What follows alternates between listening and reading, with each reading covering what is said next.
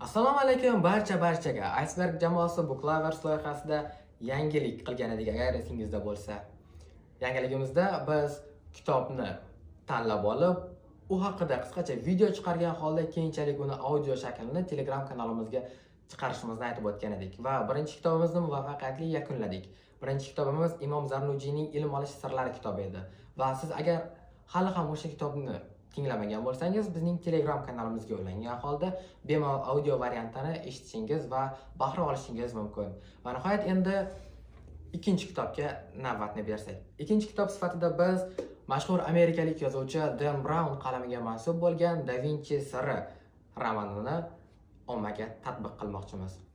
Bu kitob nafaqat bir sohada, balki bir necha sohada yozilganligi bilan odamlarni o'ziga jalb qilmoqda va bugungi kundagi tengsiz va juda ham ommabop asarlardan biriga aylanib ulgurgan desam adashmagan bo'laman.